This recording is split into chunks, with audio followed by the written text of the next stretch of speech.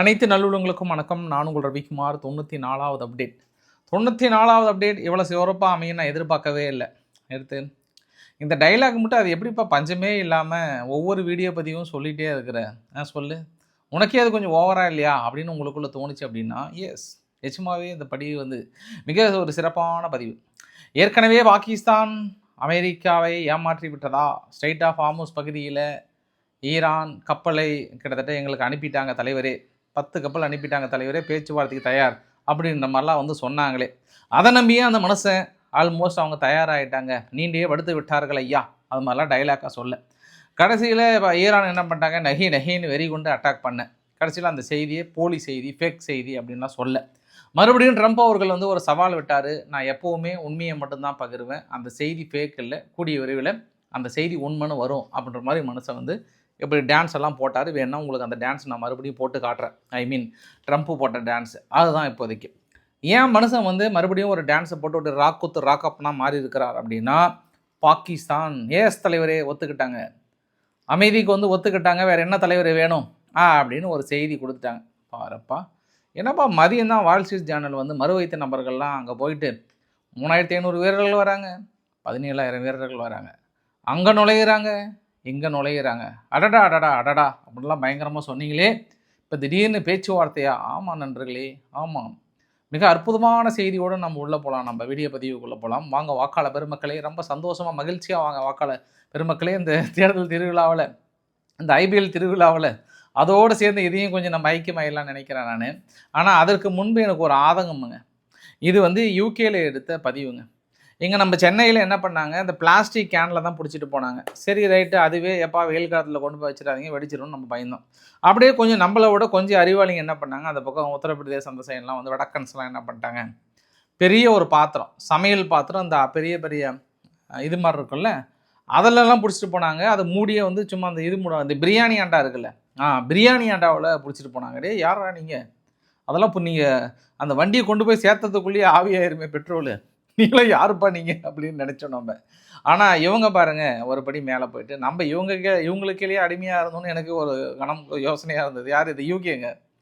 பாரு, வெள்ளைக்காரங்க எப்போவுமே கொஞ்சம் பொய் சொல்ல மாட்டாங்க, கொஞ்சம் புத்திசாலிங்கன்ற மாதிரிலாம் ரொம்ப பில்டப் கொடுத்தாங்களே, இது என்ன பாஸ், என்ன பாஸ் இது? அந்த லேடி வந்து பிளாஸ்டிக் கவரில் பெட்ரோலை பிடிச்சிட்டு போகிறாங்க, அது கொண்டு போய் வண்டியில் இப்படி வைக்கிறாங்களே. வண்டி எங்கே நிறுத்திட்டு போனால் உள்ளே எந்த அளவுக்கு ஹீட்டாக இருக்கும், எவாப்ரேட் ஆச்சுன்னா என்ன ஆகிறது? என்னமோ போங்க. இப்போ வெள்ளைக்காரங்கனாவே அறிவாளியாக இருப்பாங்க, பொய்யும் சொல்ல மாட்டாங்கல்ல. அந்த பதிவும் நம்ம உள்ளே போகலாம். நம்ம வீடியோக்குள்ளே போகிறதுக்கு முன்பு நீங்கள் நம்ம சேனலை சப்ஸ்கிரைப் பண்ணலாம், இல்லை சப்ஸ்கிரிப்ஷன் பண்ணலாம், பண்ணிவிடுங்க. வீடியோக்குள்ளே போகலாம்.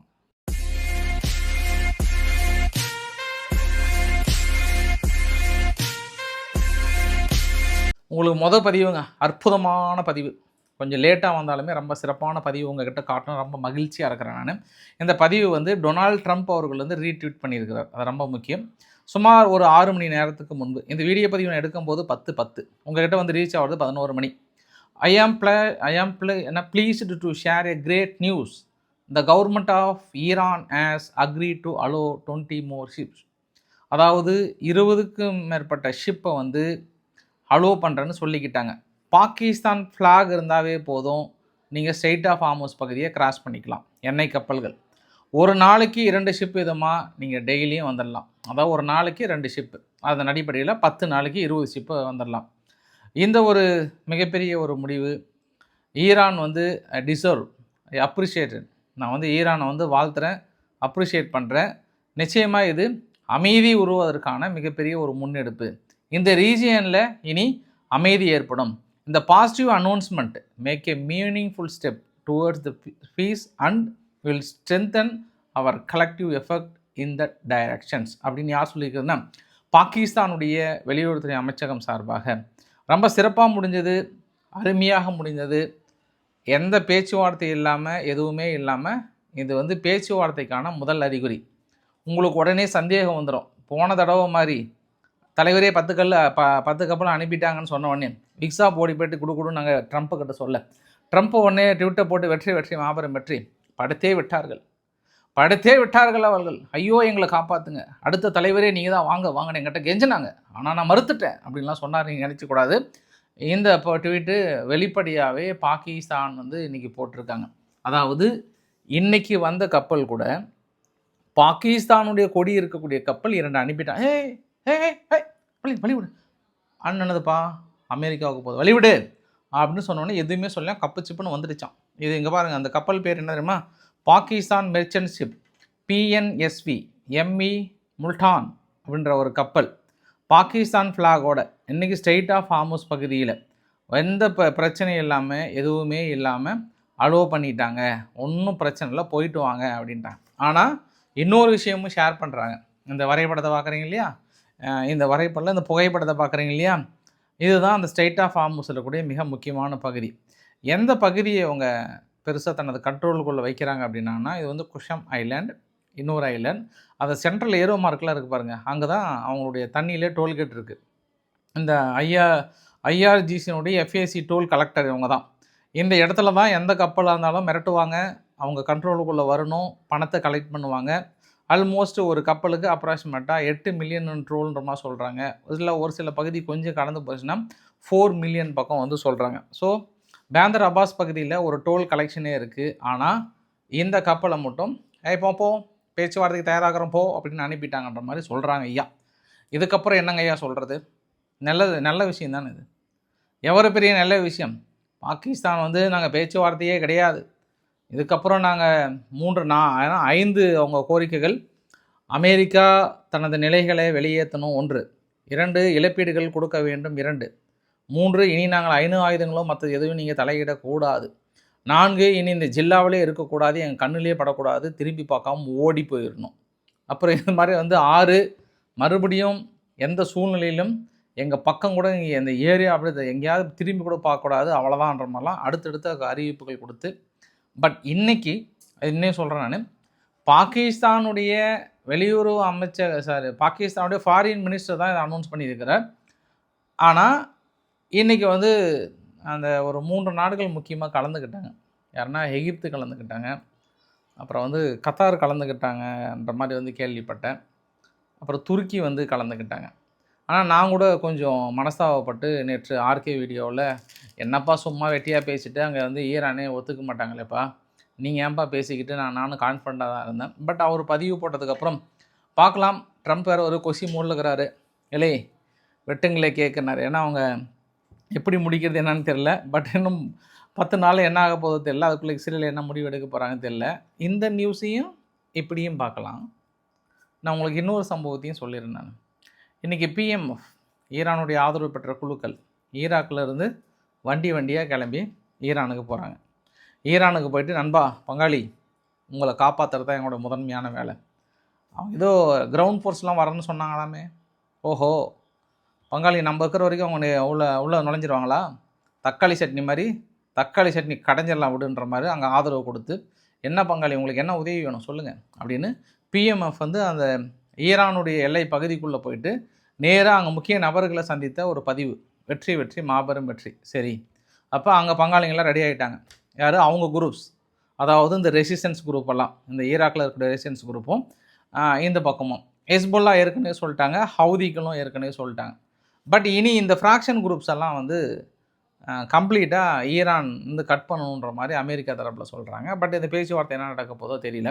ஆனால் நம்ம இன்னொரு விஷயத்தையும் நம்ம சொல்லிடலாம். இன்றைக்கி தான் ஈரானுடைய லா வந்து ஒரு புதிய சட்டத்தை நாங்கள் கூடிய வரையில் கொண்டு வர போகிறோம். ஆனால் பார்லிமெண்ட் பில்டிங் இல்லை, ஆனால் நாங்கள் கொண்டு வர போகிறோம்னு சொல்லிட்டு நியூ ரெகுலேஷன். இதுக்கப்புறம் வந்து ஷிப் செக்யூரிட்டின்னு ஒரு விஷயத்தை கொண்டு வந்து என்விரான்மெண்டல் ஃபீஸ் அப்படின்னு இந்த ஸ்ட்ரெயிட் ஆஃப் ஹார்முஸ் பகுதியில் யாரெல்லாம் இந்த பக்கம் கிராஸ் ஆகி போகிறாங்களோ அதை நாங்கள் கலெக்ட் பண்ணி எங்களுடைய வளர்ச்சிக்காக நாங்கள் பயன்படுத்த போகிறோம் அப்படின்ற செய்தியும் பார்க்க முடிஞ்சுது. இன்னும் வால் ஸ்ட்ரீட் ஜேர்னல் போன்ற மறுவைத்த நபர்களோட பத்திரிகைகள் என்ன சொன்னாங்கன்னா, 3500 வீரர்கள் மிடில் ஈஸ்டில் தங்கிட்டு இருக்காங்க, கூடிய வீரர்கள் உள்ளே கிளம்ப போகிறாங்கன்றாங்க. பட் அவங்க தான் ஈரான் தரப்பில் அவங்கள பொழந்துட்டோம், விறகு புழக்கிற மாதிரி பொழந்து எல்லாம் மலாந்து கிடக்குறாங்க பாருங்கள், நேற்றே அவங்க தங்கியிருந்த ஹோட்டலில் பிரித்து மேய்ஞ்சிட்டோன்னு ஈரான் தரப்பில் சொன்னாங்க.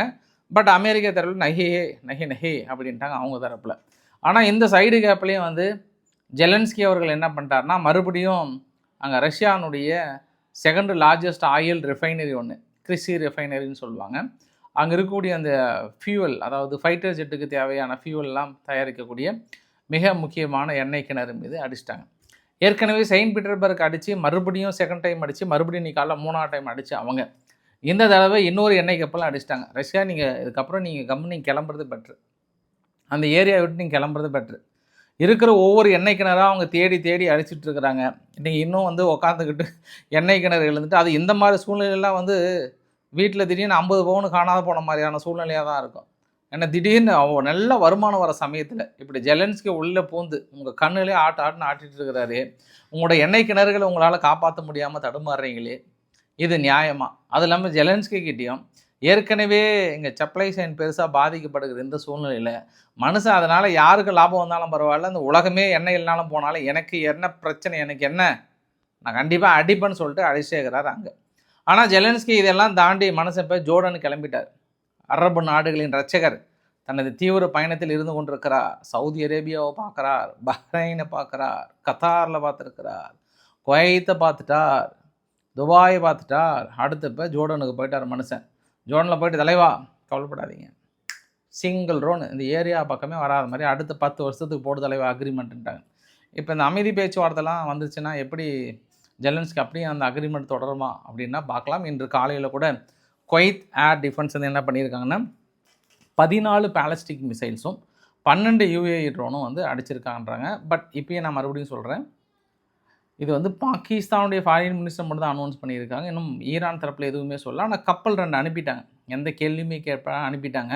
பட் அதுவுமே வேறு ஏதாவது எண்ணத்தில் அனுப்புனாங்களா, இல்லை அமைதிக்காக அனுப்புனாங்களா, இது போய்ட்டு ட்ரம்ப்புக்கு கிஃப்ட் கொடுத்துருங்கன்னு அனுப்புனாங்களான்னு தான் தெரியல. இதுக்கப்புறம் நாளைக்கு காலையில் தான் சூடாக சுவையாக வரும் தகவல். சும்மா நீங்கள் டீயை சாப்பிட்டுக்கிட்டு சூடாக அந்த செய்தி கேட்டுக்கலாம். நீங்கள் அவ்வளோ சீக்கிரமாக சொல்லிவிட்டு வந்த செய்தியை அப்படின்னு உங்கள் மனசுக்குள்ளே தோணும். இல்லை பாஸ், காலையில் நான் சீக்கிரமாக உங்கள்கிட்ட கொண்டு வந்து சேர்த்திடுறேன் நான். அடுத்து இன்றைக்கி ஈரான் நடத்திய தாக்குதல். ஈரான் இஸ்ரேல் மீது 2 முக்கிய இடங்களில் தாக்கல் நடத்தினாங்க. ஒன்று வந்து நியோட் ஹவான்ற ஒரு இண்டஸ்ட்ரியல் ஜோன் ஒன்று, பீர்ஷவான்ற பகுதியில். அந்த பகுதியில் நேரடியாக பாலஸ்டிக் ஏவுகணைகள் மூலியமாக ஒரு கெமிக்கல் ஃபேக்ட்ரி மேலே அடிச்சிட்டாங்க. சரி, அதுதான் ஏதோ விழுந்தது அப்படின்னு பார்த்தோம்னா, தாக்குதல் நடத்தியது அப்படின்னு பார்த்தோம்னா, நான் ஏன் இந்த இடத்துல விழுந்தது அப்படின்னு சொன்னேன்னா, அவங்க என்ன சொன்னாங்கன்னா, சுட்டு வீழ்த்தப்பட்ட அந்த ஒரு உருளை இருக்குது பெருசாக, அதையும் காட்டினாங்க. அந்த டெப்ரீஸ் விழுந்து தான் இது மாதிரி ஆச்சு அப்படின்ற மாதிரி வந்து. ஆனால் இன்னொரு செய்தி என்ன சொன்னாங்கன்னா, மொத்தமாக ஒரு 8 இடத்துல மேலே அடிச்சிருக்காங்க அப்படின்ற மாதிரி வந்து சொல்லியிருக்காங்க. இது அங்கே நடந்த சம்பவம். அப்புறம் ஹவுதிகள் நடத்தினதை ஆல்மோஸ்ட் நாங்கள் சுட்டு வீழ்த்தின்ற மாதிரி சொல்லியிருக்காங்க. இப்போ இஸ்ரேல் என்ன பண்ணிட்டாங்க, லெபனான் மீது தாக்கல் நிகழ்த்தியிருந்தாங்க. அடுத்தடுத்த ஹெஸ்புல்லானுடைய சைட்டை வந்து நாங்கள் தொடர்ந்து அழிச்சிட்டே இருக்கிறோம், மறுபடியும் இன்னும் மக்களை வந்து வெளியேற சொல்லிகிட்டு இருக்காங்க. சீக்கிரமாக அங்கே இருக்கக்கூடிய எல்லா வீடுகளையும் கிட்டத்தட்ட அடுத்த ஒரு காசாவாக உருவாக்க சொல்லிட்டாங்க. அதாவது எந்த கட்டிடங்களும் இருக்காத அளவுக்கு கூடயே உங்கள் புல்டோசரையும் சேர்த்து கொண்டு போகிறாங்களாம். புல்டோசர் மீதெல்லாம் கொண்டு போயிட்டு கம்ப்ளீட்டாக தரமட்டமாக்க சொல்லியிருக்காங்களாம். ஆனால் லெபனான் அரசாங்கம் தொடர்ந்து எதிர்ப்பு தெரிவித்திருந்தாலும் அந்த வேலைகளை செய்து கொண்டிருக்கிறாங்க. நீ கூடுதலாக ஹமாஸ் மீது தாக்கல் நடத்தியிருக்காங்க. ஹமாஸ் மீது இருக்கக்கூடிய ஆப்ரேஷன் அங்கே கண்டினியூ பண்ணுறேன்னு சொல்லிட்டு ஆப்ரேஷன் விங்ஸ் ஆஃப் ஃப்ரீடம், அது பேர் ஆப்ரேஷன் விங்ஸ் ஆஃப் ஃப்ரீடமில் மறுபடியும் ஆயுததாரிகள் ஆயுதங்களை எடுத்தால் அவர்களை அடிப்போம்ன்ற மாதிரி வந்து இஸ்ரேல் தரப்பில் சொல்லியிருக்காங்க. தொடர்ந்து இது 3வது தாக்குதலாக பார்க்க முடியுது. ஏன்னா இப்போது நிலைமைக்கு வந்து ஹமாஸ் வந்து ரொம்ப அமைதியாகிறாங்க. இது வரைக்கும் எந்த ஒரு பதிலுமே சொல்லலை. ஹமாஸ் ஏதாவது பேசுனாங்கன்னா அவங்க கத்தாரில் தான் இருக்காங்க. ஹமாஸுடைய முக்கிய நபர்கள் கத்தார் வந்து வெறி கொண்டு வாங்கிய வெளியேறிடுங்கன்னு இருவாங்க. நாட்டை விட்டு வெளியேறுங்கன்னா அதுக்கப்புறம் அவங்க எந்த நாட்டில் போய் தங்கினாலுமே பிரச்சனை தான், இஸ்ரேல் போட்டுருவாங்க அவங்க. ஏன்னா பெரிய சிக்கல் ஆகிடும். அதனால் இப்போதைய நிலைமைக்கு ஹமாஸ் வந்து ஈரான் கிட்ட தான் சொன்னாங்க, ஈரான் நீங்கள் வந்து பங்காளிகளை கூட அடிக்கிறீங்க, கொஞ்சம் அமைதியாக இருங்க அப்படின்னு சொன்னதுக்கு இப்போது நிலைமைக்கு சிப்புன்னு இருக்காங்க. ஆனால் இந்த பிரச்சனை ஆரம்பித்தது எங்கே அப்படின்னா அது அங்கேருந்து தான். அதுக்கு முன்னாடி பல வருட வரலாறு, பல 1000 வருட வரலாறு, லட்சக்கணக்கான வருட வரலாறாக இருந்தாலும் இப்போ ரீசெண்டாக ஆரம்பித்தது அக்டோபர் 7ஆம் தேதி நடந்த நிகழ்வுகள் தான் அப்படின்னு சொல்ல முடியும். பட் பிபிசி வந்து என்ன சொல்லியிருந்தாங்கன்னா, ஒரு கள ஆய்வு ஒன்று மேற்கொண்டு இது வந்து 2வது பள்ளிக்கூடம் இல்லை, ஒரு ஸ்போர்ட்ஸ் ஹால் ஒன்று இருந்திருக்கு, அந்த இடத்துல அடிச்சிருக்காங்க. ஒரு IRGC பேஸ் ஒன்று இருந்தது தெஹ்ரான் பக்கத்தில். அந்த IRGC பேஸ் அடிக்கிறதுக்கு பதில் என்ன பண்ணிட்டாங்க, பக்கத்தில் அந்த ஸ்போர்ட்ஸ் ஹாலை அடித்ததில் அங்கேருந்து இருந்த குழந்தைகள் எத்தனை பேர்னா 21 குழந்தைகள் இருந்திருக்காங்க. 21 குழந்தைகளும் இறந்து போனதாக சொல்கிறாங்க. அப்போ இது வந்து 2வது இன்சிடென்ட். ஏற்கனவே ஒரு பள்ளிக்கூடத்தின் மீது நடத்தப்பட்ட தாக்குதலில் 184 குழந்தைகள் இறந்து போனாங்க. இப்போ 21 குழந்தைகள். சரி, இப்போ இது எப்பப்பா நடந்தது அப்படின்னா மார்ச் 9ஆம் தேதி நடந்தது. இன்றைக்கி அடுத்து ஒரு ஆதாரப்பூர்வமாக வந்து சொல்லியிருக்காங்க. அப்புறம் இஸ்ரேல் வந்து தெஹ்ரானுக்குள்ளார ஒரு டிஃபென்ஸ் மினிஸ்ட்ரியோட ஒரு மிகப்பெரிய ஒரு பில்டிங், அந்த பில்டிங்கை வந்து தாக்கல் நடத்தி கம்ப்ளீட்டாக அழிஞ்சிருந்த பகுதிகளும் பார்க்க முடியுது. அங்கே வந்து அல் அரேபியினுடைய கத்தார் டிவியினுடைய சேனல் இருக்குது. எங்கே தெஹ்ரான் பக்கத்தில் இன்றைக்கி அடிச்சிட்டாங்க. 10 பேர் பக்கம் மூண்டட் அப்படின்றாங்க. இறப்புகள் இல்லை, ஆனால் கடுமையாக பாதிக்கப்பட்டிருக்கு. ஏன்னா ஏற்கனவே ஒரு வார்னிங் கொடுத்துட்டு தான் நாங்கள் தாக்கல் நடத்தணும்னாங்க. அப்புறம் ஈரானுக்குள்ளே மழைப்பொழிவு இருக்கிறதுனால அந்த ஃபார்ஸ் ப்ராமினன்ஸ் இருக்கு இல்லையா, அந்த ஃபார்ஸ் ப்ராமினன்ஸில் இன்னும் தொடர்ந்து நாங்கள் வேலை செஞ்சுட்டு தான் இருக்கோம். ஆனால் அங்கே பெரிய அளவுக்கு மழைப்பொழிவுகள் இருக்கிறதுனால அங்கே வெளியேற்றிட்டுருக்கோன்றாங்க. அப்போ தெஹ்ரான் இந்த சைடெலாம் சும்மா தூரல் தான். அந்த ஃபார்ஸ் ப்ராமினன்ஸ் அந்த பக்கம் தான் வந்து பெரிய அளவுக்கான ஒரு மழைப்பொழிவாக பார்க்க முடிகிறது. யாசுடுன்ற பகுதியில் தொடர்ந்து தாக்குதலை நிகழ்த்திட்டு இருக்காங்கன்றது ஒரு கூடுதல் தகவலாக சொல்ல முடியும். அப்புறம் இன்னொரு பகுதி ஒரு எலக்ட்ரிக் இண்டஸ்ட்ரியல் ஜோன் ஒன்று இருந்தது. அந்த எலக்ட்ரிக் இண்டஸ்ட்ரியல் ஜோன் மீது ஒரு தாக்கல் நிகழ்த்தியிருக்காங்கன்ற ஒரு கூடுதல் தகவல். அது வந்து ஸ்ராஸ் அப்படின்ற ஒரு பகுதியில் பார்க்க முடியுது. யுஏஇ இப்போ தான் ஜஸ்ட் நவ் இன்னைக்கு மதியத்துக்கு மேலே தான் அனௌன்ஸ் பண்ணியிருக்காங்களாம். இதற்கு முன்பு ஈரானுடைய மக்கள் கோட்டீஸ்வரர்கள் யாராக இருந்தாலும் கோல்டன் விசா அடிப்படையில் அவங்க யுஏஇ சிட்டிசனாக வாங்கிட்டு அவங்க சொத்துக்கள் வாங்கலாம், என்னன்னாலும் பண்ணலாம், பிஸ்னஸ் பண்ணலான்ற பேரில் இந்த மாதிரி ஈரானுடைய பணக்காரர்கள் மட்டும் ஒரு 530 பில்லியன் சொத்துக்கள் இருக்கான். எவ்வளோ பாஸ்? 530 பில்லியன் சொத்துக்கள் இருக்கான். அந்த சொத்துக்கள் எல்லாம் முடக்க சொல்லி உத்தரவிட்டிருக்காங்களாம். அரசுடைமை ஆக்கிடுங்க, எல்லாத்தையும் வெளியேற்றுங்க. இதுக்கப்புறம் ஈரானியர்கள் யாராவது இந்த கோல்டன் விசா அது இதுன்னு சொன்னால் இப்போ அர்ஜென்ட்டுக்கு சொத்தும் விற்கக்கூடாதுன்றாங்களாம். அரசுடைமை ஆக்குன்ற மாதிரி இப்போ ரீசெண்டாக அந்த செய்தி சொல்லியிருக்காங்க. இதுவுமே ஈரானுடைய செய்தி பத்திரிகைகள் சொல்லியிருக்காங்க. யுஏயும் சொன்னதாக தான் சொல்லியிருக்காங்க. பார்க்கலாம் நாளைக்கு என்ன டீட்டெயிலாக சொல்கிறாங்க. பட் இது பெரிய இழப்பு தான். ஏன்னா இவங்க இது வரைக்குமே இந்த போரோட மொத்த செலவே 50 பில்லியன் கூட ஆயிருக்காது. சரி, ஒரு 60 பில்லியன் கூட அவ்வளோ கூட ஆயிருக்காது. ஏன்னா அமெரிக்கா ஒரு நாளைக்கு 1.5 பில்லியன் செலவு பண்ணுறாங்கன்றாங்க. அமெரிக்கா இன்றைக்கி என்ன 30 நாள், 30னா 30ல் பாதி ஒரு 45 பில்லியன் செலவாயிருக்கும். ஈரான் அடித்தது எல்லாம் சேர்ந்து ஒரு 150 பில்லியன் ஆயிருக்குமா? இல்லைங்க, ஒரு 200 பில்லியன் வச்சுக்கோங்க. ஆனால் யுஏயில் மட்டுமே அங்கே ஈரானை சேர்ந்தவர்கள் தொழில் மீதி எல்லாம் வாங்கினது மட்டும் எவ்வளோ முடக்கியிருக்காங்க? 530 பில்லியன் பக்கம் முடக்கிறதா சொல்கிறாங்க. அப்படின்னா இன்னும் மற்ற நாடுகள்லாம் முடக்கினாங்கன்னா அவங்க இத்தனை நாள் இழந்த இழப்புகளுக்கு இதில் சரி கட்டிக்குவாங்க. நான் இது வந்து எப்போ சொன்னேன்? ஆரம்ப கட்டத்திலே சொன்னேன். இல்லைங்க, ஈரானுடைய சொத்தெல்லாம் பலமாக இவங்க வச்சுருக்கிறாங்க, அதெல்லாம் அவங்க முடக்கினாங்கனாவே இழந்ததுக்கு சரி கட்டிப்பாங்க. அது ஈரானுக்கு தான் இழப்பு வரும்னு அவங்கக்கிட்ட ஃபஸ்ட்டே சொன்னேன் நான். அதை முதல் நாடாக துபாய் அனௌன்ஸ் பண்ணியிருக்காங்களாம். கிட்டத்தட்ட துபாய் வந்து மற்றொன்று அனௌன்ஸ் பண்ணிட்டாங்க. ஒரு 70 பிரிட்டிஷ் மக்களை கைது பண்ணிட்டாங்க. போன இடத்துல வெள்ளைக்காரங்கன்னாவே கொஞ்சம் அறிவாளிகளாக இருக்கிற மாதிரி நினப்பு. வர வீடியோ பதிவு எல்லாத்தையும் எடுத்து அப்படி தெளிவாக போடுறது. இங்கே அடிக்கிறாங்க, இங்கே மக்கள் கஷ்டப்படுறாங்க, இங்கே துன்பப்படுறாங்க, துயரப்படுறாங்க, துக்கப்படுறாங்க அப்படின்னு போட்டு தள்ளுறது. எளிய வாழைன்னு பிடிச்சி 10 வருஷம் ஜெயில் போட்டாங்க. 70 பேர் பக்கம் பிரிட்டிஷ் மக்கள் தானாம். 70 பேரையும் வந்து பிடிச்சி 10 வருஷத்துக்கு மேலே சிறை தண்டனை கொடுத்துருக்காங்களாம். அடுத்து விலைவாசி ஏற்றம் என்பது எல்லா நாடுகளையும் கடுமையாக பாதிக்கிறது.